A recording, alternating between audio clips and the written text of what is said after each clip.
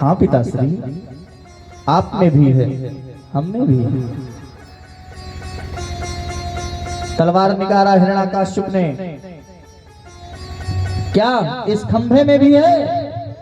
हाँ पिताश्री, हमें दिख रहा है।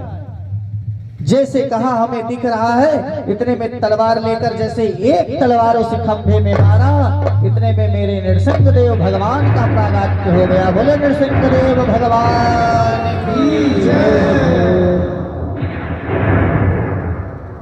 इतनी जोर का शब्द हुआ भगवान नरसिंह का। हम आरंभ कर रहे हैं। बड़ी बड़ी दाढ़ी है, बड़ी बड़ी मूछें हैं, दांत दिखाकर हम आरंभ करते हैं। एक बार तो हिरण्याकश्यप डर गया, ये क्या हो गया? इतना विकराल रूप आज तक मैंने नहीं देखा। लेकिन क्या हुआ? सत्यम विधातु निज भृत्य भासितम व्याप्तिं च भूतेषु अखिलेषु चात्मनः अदृश्यया तत्यभूत रूपमुहं। सज्जनों, अपने नन्हे से भक्त की बात रखने के लिए भगवान खंभे से प्रकट हो गए।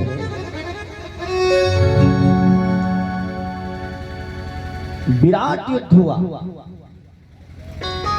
युद्ध चलता रहा, लेकिन नरसिंहदेव भगवान ने सोचा कि थोड़ा शाम हो जाए तब बताऊं इसे। अभी तो ये वरदान में है, ब्रह्मा से वरदान है इसका कि 12 महीने में किसी से न मारूं, अस्त्र शस्त्र से किसी से न मारूं। थोड़ा शाम होने दो, फिर देखता हूं। धीरे धीरे शाम हो गई। नरसिंहदेव भगवान ने उसको ऐसे उठाया और अपने जंघों पर रखा और आके द्वार पर बैठ गए और कहा, हिरण्याकश्यप, अब मैं तुम्हें मारूंगा। हिरण्याकश्यप बोला, क्या मारोगे? मुझे मारने वाला इस धरती में कोई नहीं है। क्यों? क्योंकि मैंने ब्रह्मा से वरदान मांगा। क्या मांगा था तूने? हिरण्याकश्यप बोला कि मैं वरदान मांगा था, ना दिन में मरूं न रात में मरूं। भगवान ने कहा, अच्छा ये बताओ, ये कौन सा समय है? हिरण्याकश्यप बोला, शाम का समय है, गोधूली बेला का। और सज्जनों, गोधूली बेला ना दिन में होता है ना रात में होता है।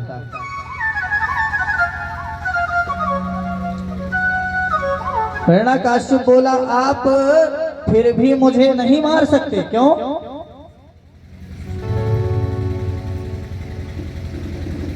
मैंने ब्रह्मा से ये भी वरदान मांगा था कि ना अस्त्र से मरूं ना शस्त्र से मरूं।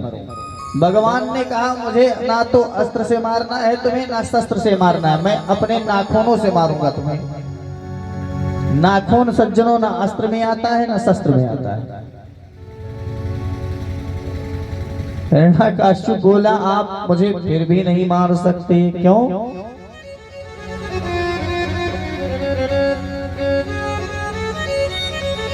क्योंकि मैंने ब्रह्मा से ये भी वरदान मांगा है कि आपकी बनाई हुई चीज से किसी से न मरो। भगवान ने कहा, ब्रह्मा मुझे थोड़ी बनाता है, मैं ब्रह्मा को बनाता हूं। कल की कथा में आप लोगों ने श्रवण किया, नारायण से ही ब्रह्मा उत्पन्न हुए। ब्रह्मा थोड़ी मुझे बनाता है, ब्रह्मा को तो मैं बनाता हूं। अरे लेकिन आप फिर भी नहीं मुझे मार सकते। क्यों?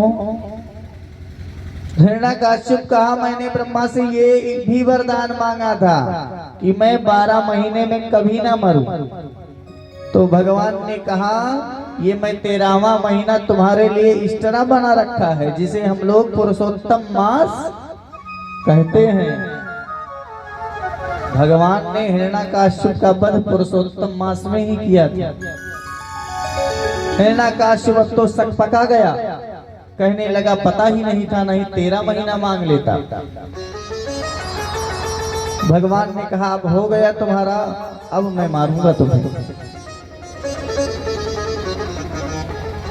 अपनी अताड़ियों पर रख के प्रभु अपने दोनों नाखूनों से उसके सीने पर प्रहार करते हैं और इसके बाद धीरे धीरे धीरे धीरे कर कर प्रभु हिरण्याकश्यप का वध कर देते हैं। बोले नृसिंहदेव भगवान की जय हो।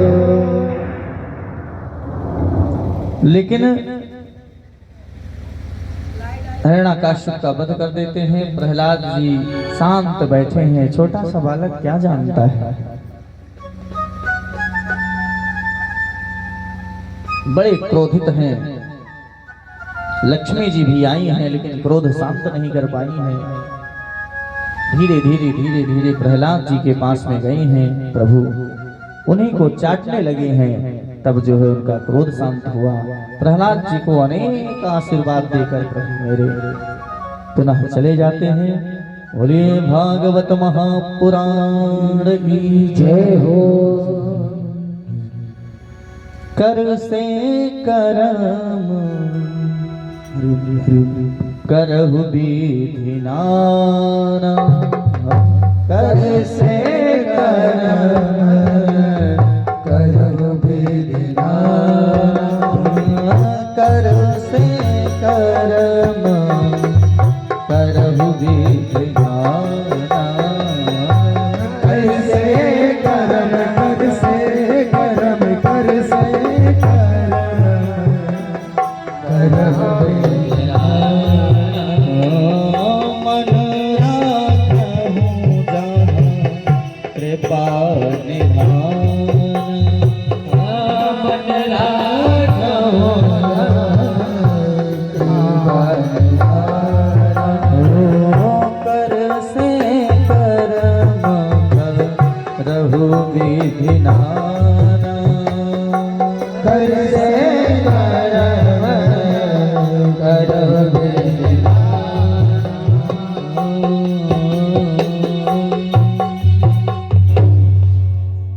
अनेक प्रकार से आशीर्वाद देते हैं प्रहलाद को। भगवान चले जाते हैं। इन्हीं प्रहलाद जी के वंश में आगे चलकर प्रहलाद जी के पौत्र हुए राजा बलि। बलि महाराज की क्या कहें, ऐसे दानी दैत्यों के राजा हैं, परम संत हैं बलि महाराज। 12 भागवतों में बलि का नाम आता है। एक दिन बलि महाराज ने अपने गुरु शुक्राचार्य को प्रणाम किया और बोले यदि आदेश हो गुरुदेव तो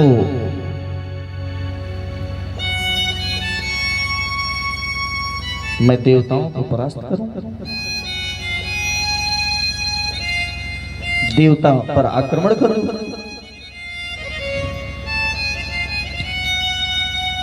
मैं मानता हूं गुरुदेव कि देवता लोग अमृत का पान किए हैं, मार नहीं पाऊंगा, लेकिन परास्त तो कर ही सकता हूं ना। शुक्राचार्य ने कहा पहले सुनो, देवताओं को परास्त करना है तो 3 चीजें पहले करनी होंगी, गौ सेवा, गुरु सेवा और संत सेवा। यह तीनों सेवा व्यक्ति को करना ही चाहिए, अतिथि का सत्कार करना चाहिए। एक दिन शुक्राचार्य जी ने कहा बलि अब तुम्हारा गुरु प्रबल हो गया है, मेरा आशीर्वाद है, जाओ चढ़ाई कर दो, विजय को प्राप्त होगी। बलि महाराज ने सेना लेकर स्वर्ग पर चढ़ाई कर दिया। स्वर्ग ही नहीं बलि ने पूरे त्रिलोकी को ले लिया, पूरे त्रिलोकी पर विजय प्राप्त हो गया बलि। लेकिन सज्जनों, पुत्र को कभी भी कोई भी संकट हो तो सबसे ज्यादा कष्ट किसको होता है? प्रवेश पंडित राइट। पुत्र के जीवन में कोई भी संकट आए तो सबसे ज्यादा तकलीफ मां को होती है।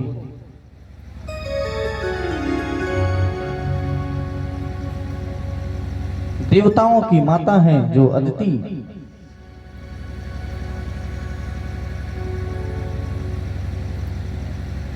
इन्हें बहुत तकलीफ हुई।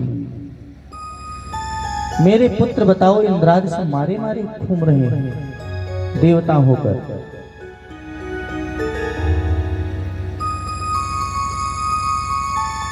एक दिन कश्यप महाराज ने कहा, देवी सब ठीक ठाक तो है, क्या बात है? माता अदिति बोली, सब प्रकार का आनंद है, कोई कमी नहीं है। मेरी उदासी का केवल एक कारण है, मेरे पुत्र देवता के स्वर्ग को राजा बलि ने सब कुछ छीन लिया है। मेरे घर में कोई ऐसा पुत्र जन्म लेता जो बलि मेरे पुत्रों का राजपाट सब कुछ बलि से छुड़ा कर लेकर आकर मेरे पुत्रों को दे देता। कितने संकट की बात है सज्जनों। आज मेरे अदिति कहती हैं मेरे पुत्र मारे मारे घूम रहे हैं। तब कश्यप महाराज ने अदिति को समझाया, क्वा देहो भागितो नात्मा। देवी कौन किसका पुत्र है, कौन किसकी माता है, ये मोह का एकमात्र कारण है। मैं अपने पुत्र को बुलाऊंगा, बेटा भीतर आ जाओ, बहुत तेज धूप होगी। ये सब माँ देवी मोह का कारण है। देवी मैं जानता हूं आपको तकलीफ है, आपको समस्या है, मैं कोई उपाय बताता हूं जिसके करने से आपको परम आनंद मिलेगा, अवश्य ही आपका कार्य बनेगा। देवी प्रातः काल जल्दी उठना, भगवान के चरणों में प्रणाम करना, यज्ञेश भगवान की स्तुति करना। मैं आपको एक व्रत बता रहा हूं, इस व्रत को करना जिसे कहते हैं पयो व्रत। फाल्गुन के शुक्ल पक्ष के से व्रत यह प्रारंभ होता है, प्रतिपदा से लेकर त्रयोदशी तक होता है पयो व्रत। भगवान की स्तुति करना, देवी निष्ठा में बड़ी ताकत होती है, विश्वास से प्रभु का भजन करना। माता अदिति ने ऐसा ही किया, बड़ी निष्ठा पूर्वक भगवान की भजन की। भगवान प्रकट हुए। जब भगवान प्रकट हुए तो माता अदिति ने अपना विपदा बताया। तब भगवान ने कहा, देवी चिंता ना करो, मैं अवश्य ही आपके घर पुत्र बनकर आऊंगा, जिससे जाकर बलि से सब कुछ भिक्षा में मांग कर लेकर आके आपके पुत्रों को देवताओं को दे दूंगा। क्यों? क्योंकि बलि के ऊपर गुरु की कृपा है, और जब तक गुरु की कृपा प्रबल है तब तक उसे परास्त नहीं कर सकता कोई। युद्ध करूंगा तो मैं भी हार जाऊंगा।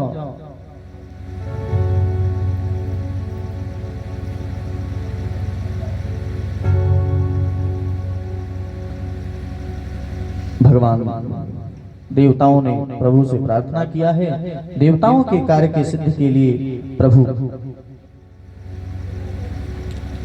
बामन का रूप धारण करके आते हैं। बोले बामन भगवान की जय हो। बड़ी सुंदर झांकी है बामन भगवान की। ब्रह्मा ने कमंडल समर्पित किया है, इंद्र ने छत्र समर्पित किया है। सुंदर वामन अंगुल के मेरे वामन देव भगवान हैं, और सीधे चल दिए हैं बलि राजा के यहाँ। हरि वामन का भेष बनाए बलि राजा के द्वारे आए। हरि बामन का भेष बनाए बलि राजा के द्वारे आए। हरि बामन का भेष बनाए बलि राजा के द्वारे आए। ओ हरि बामन का भेष बनाए बलि राजा के द्वारे आए।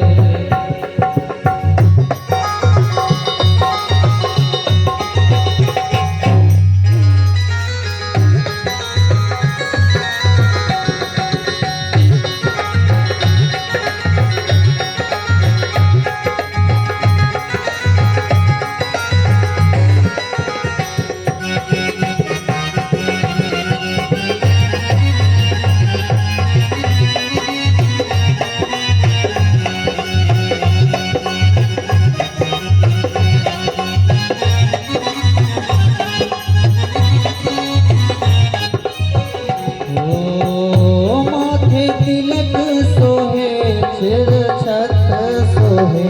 माथे तिलक सोहे सिर छत्र सोहे।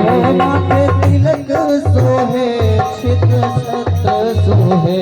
माथे तिलक सोहे सिर छत्र सोहे। हाथों में कमंडल लाए हाथों में कमंडल लाए बलि राजा को छलने आए। ओ हरि बामन का रूप बनाए बलि राजा के चलने आए। राधे